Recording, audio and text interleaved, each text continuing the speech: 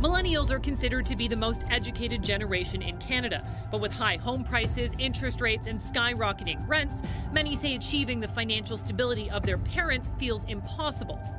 How expensive life is getting in general is pretty terrifying. The rentals right now are crazy high, and not everybody can afford that. What experts say also needs to be addressed is the capacity of the healthcare system to deal with boomers as more and more hit their mid to late 70s. Canada is fast becoming a cannibal of nations, where baby boomers gorge themselves on millennials' futures, growing fat on wealth and stolen opportunity. This form of filial cannibalism is actively entrenching the nation's younger generations to a dismal disposition and turning them into victims of predatory policy. As the sun sets on the baby boomer era, its long shadow casts a pall over the economic prospects of the younger generation of Canadians. The Canadian Centre for Policy Alternatives, or CCPA, has found that the cost of childcare in Canada is rising faster than inflation. A 2018 survey by accounting and advisory services firm BDO Canada found that 1 in 5 millennials actively delay having children because they feel they can't afford a family. Because of this struggle, many young Canadians rely on their parents or grandparents for financial support when purchasing a home. While there's little hard data on exactly what percentage of first-time homebuyers nationwide are receiving help from their family, a 2017 poll by financial products comparison site RateHub.Canada found that 43% of millennial homebuyers had financial help. Surveys have found that younger Canadians are more negative about the present and pessimistic about the future than older demographics, and this vice is tightened further by the growing debt of Canada's younger generation. According to Statistics Canada, the median debt for millennials reached $35,400 in 2016 compared to $19,400 for young Canadians in 1999. Meanwhile, in 2019, TransUnion reported that Canadian millennials hold more than twice as much debt as any other generation. In this context, the relationship between boomers and millennials has often been characterized by a sense of tension, frustration, and even resentment. Many millennials feel that they have been left to bear the brunt of the economic and social challenges created by the boomers, while also being saddled with the costs of supporting an aging population through expanding social programs and healthcare spending. At the same time, some boomers have pushed back against the notion that they are responsible for the difficulties younger generations face, arguing that millennial struggles are the result of their choices and priorities rather than larger structural forces. Regardless of where one falls on this debate, the impact of the baby boomers on millennials' economic prospects and well-being is impossible to ignore. In this video, we will shed light on the myriad subtle ways Canadian boomers have inadvertently compromised the future prospects of younger generations. Born between 1946 and 1964, boomers who own a substantial share of Canadian real estate are breaking that trend. They are aging in place. More than 20% of Canada's population will be 65 within the next 5 years. Many boomers are still working and healthier than previous generations, so they aren't yet ready to move into retirement communities or nursing homes. Moreover, this current disposition of the baby boomer generation has further exacerbated the challenges millennials face. Government spending patterns skewed towards programs that benefit older demographics have younger Canadians with disproportionate financial burdens. One of the most significant ways baby boomers have impacted the economic prospects of millennials in Canada is through their ongoing presence and influence in the job market. As the largest generation in history, boomers have long dominated the workforce, holding many of the most senior and influential positions in business, government, and other key institutions. Even as they have begun to retire in larger numbers, many boomers have chosen to remain actively engaged in the labor force, whether through part-time work, consulting roles, or entrepreneurial ventures. While this ongoing engagement can bring valuable experience and expertise to the table, it has also created significant challenges for millennials seeking to enter and advance in the workforce. Moreover, the intense competition and precarity in the job market have taken a toll on millennials' mental health and well-being, contributing to high levels of stress, anxiety, and burnout. According to a study by RBC, 53% of millennials are the most likely to have a difficult time sleeping because they are worried about their finances, followed by Gen Z at 48% and Gen X at 43%. While just under half, 48% of all respondents reported their mental health is also being negatively affected. This was true for a much more significant proportion of Gen Y and Gen Z, 63% each, and Gen X at 54%. With boomers often competing for the same positions or delaying retirement, younger workers face a crowded and intensely competitive job market where even entry-level positions may require years of experience or advanced degrees. This dynamic has been exacerbated by larger shifts in the nature of work itself, as many of the industries and occupations that have traditionally been sources of stable, well-paying employment have undergone significant disruption and transformation in recent years. From manufacturing and resource extraction to retail and hospitality, sectors that once provided a reliable path to the middle class for previous generations have been reshaped by globalization, technological change, and other forces, leading to the loss of many traditional job opportunities and the rise of more precarious and low-wage work.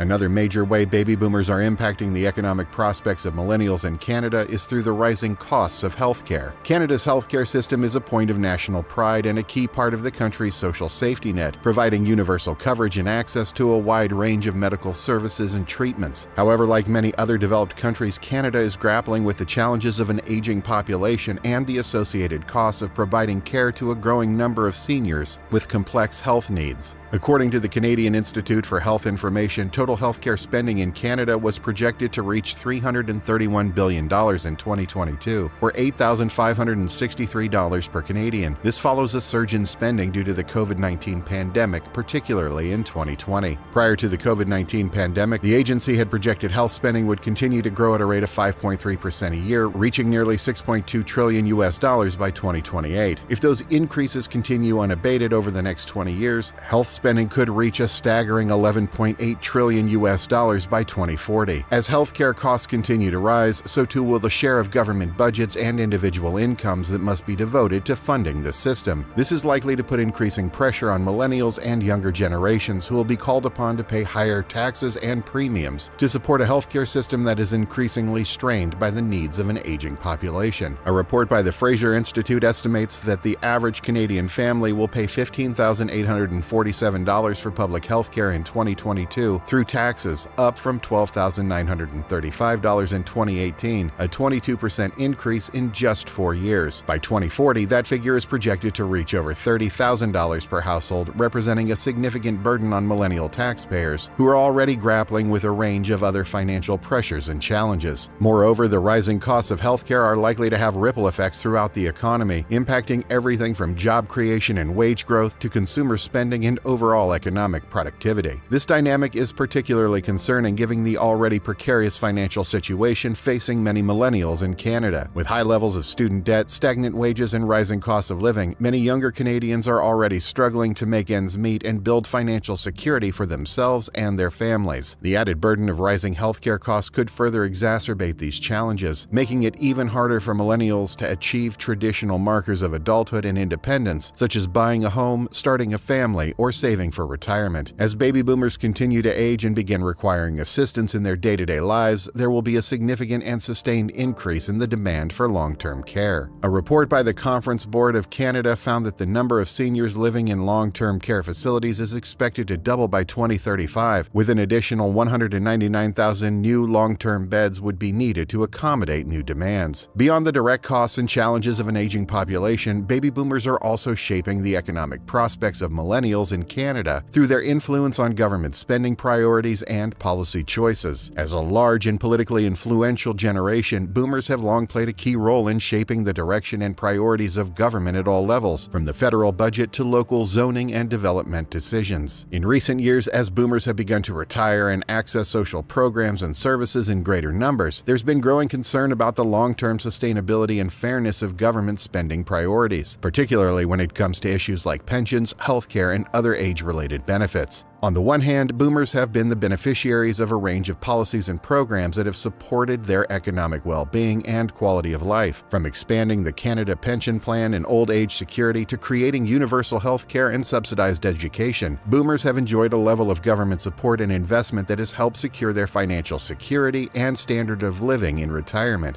However, as the costs of these programs have continued to grow and the ratio of workers to retirees has begun to shift, there are concerns about the long-term affordability and sustainability of these commitments, particularly for younger generations who will be called upon to fund them through taxes and other contributions. According to the Parliamentary Budget Officer, spending on old age security and the Guaranteed Income Supplement is projected to increase from $46.3 billion in 2020 to $94.3 billion in 2035 and catapult to $195.5 billion in 2060. In 2012, OAS total expenditures amounted to $41.1 billion, or 5.7% out of total federal revenues of $711.5 billion.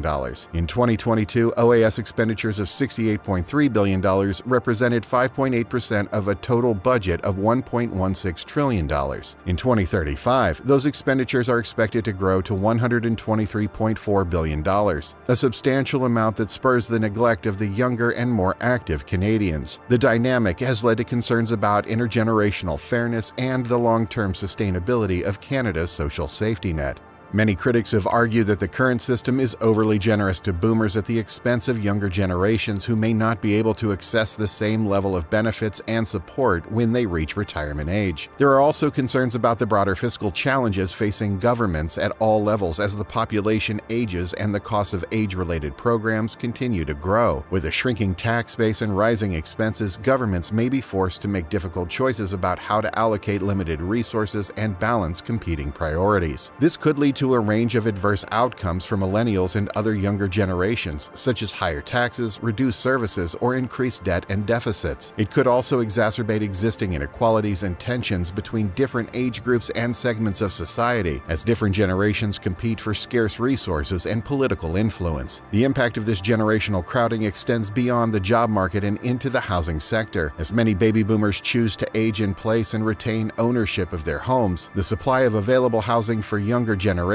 is limited. This scarcity drives up housing prices, making it increasingly difficult for millennials and Gen Z to enter the housing market and build wealth through home ownership. Meanwhile, the average national home price is now more than 7 times the average household income, according to data from the Canadian Real Estate Association, or CREA, and Statistics Canada, further taking dreams of home ownership away from young Canadians. As a result of a culmination of all these factors, a brain drain is underway, which is unambiguously bad news for the country's future economic and cultural prospects. The good news is stopping the millennial brain drain doesn't require extensive new government programs or massive spending. Contrary to popular opinion, younger people aren't seeking handouts or entitlements. Millennials just want Canadian governments to stop actively working against their interests. Simply put, get out of their way. Finally, young Canadians may get a bad rep for not adulting, but it's boomers who are being coddled by government overreach. If Canada wants a bright future, it needs to stop feasting on its young and give them the freedom to succeed. If you like this video, hit the like button and help us spread the word. And don't forget to subscribe to get notifications on our latest news and analysis. In the meantime, check out one of these videos here to learn more.